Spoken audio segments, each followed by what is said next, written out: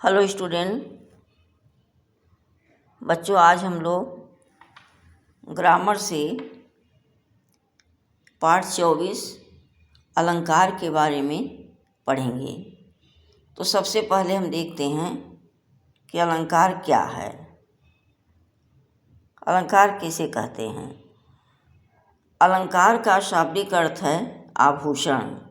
जिस प्रकार आभूषण पहनने से व्यक्ति की शोभा बढ़ती है, उसी प्रकार अलंकारिक शब्दों के प्रयोग से, अलंकारों के प्रयोग से कविताओं की सुंदरता तथा शोभा भी बढ़ती है। तो इसीलिए हमारे विद्वानों ने अलंकारिक शब्दों का प्रयोग करना जरूरी समझा।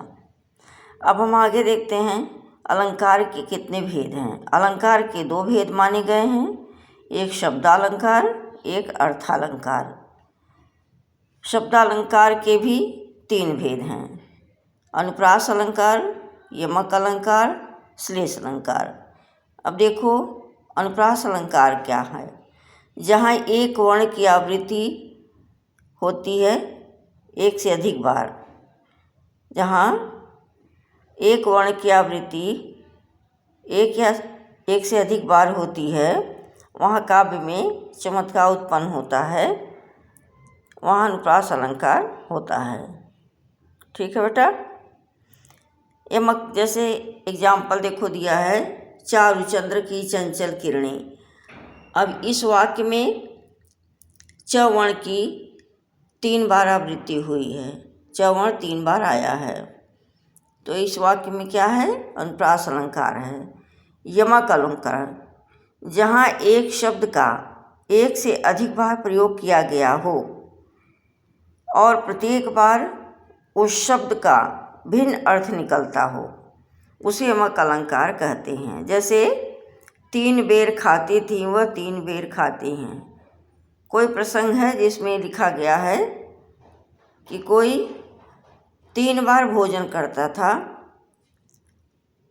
अनुकूल समय था तो 3 बार भोजन होता था, लेकिन प्रतिकूल परिस्थिति हुई तो वह केवल 3 बेर खाकर रहती हैं।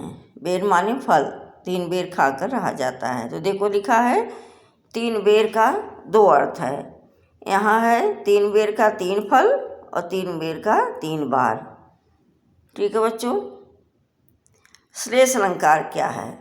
श्लेष अलंकार वहाँ होता है जहाँ एक ही शब्द से कई शब्दों के अर्थ जुड़े हैं।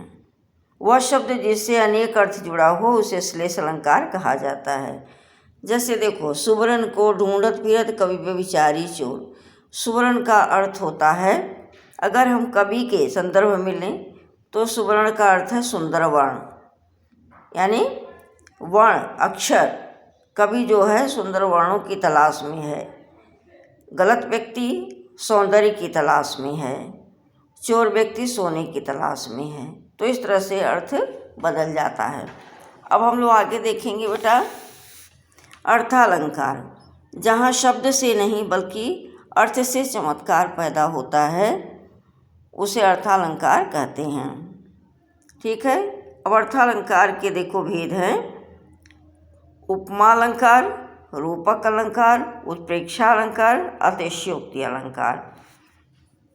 उपमा अलंकार देखो कहाँ होता है, जहाँ 2 वस्तुओं में समान धर्म के आधार पर समानता बताई जाती है, वहाँ उपमा अलंकार होता है। जैसे देखो दिया है, प्रातः नभ था बहुत नीला शंख जैसे। सुबह आकाश कैसा था? जैसे कोई नीला शंख होता है, तो आकाश को नीले शंख जैसे बताया गया। रूपक अलंकार, काफ़ी समानता के कारण जहाँ उपमेय में उपमान का अभेद आरोपित किया जाता है, अर्थात दोनों को एक ही मान लिया जाता है, वहाँ रूपक अलंकार है। जैसे चरण कमल बंदो हरिराई।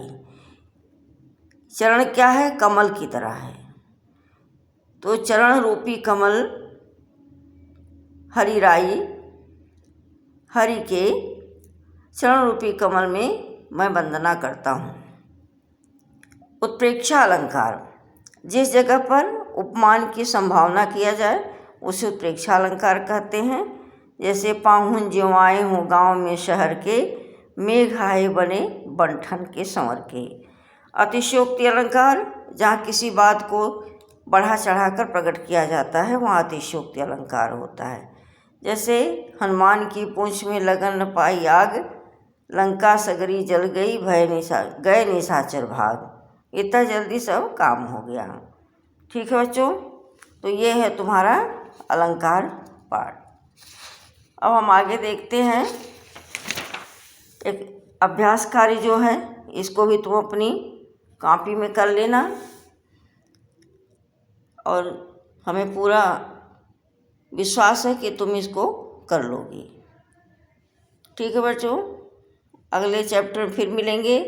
Thank you student.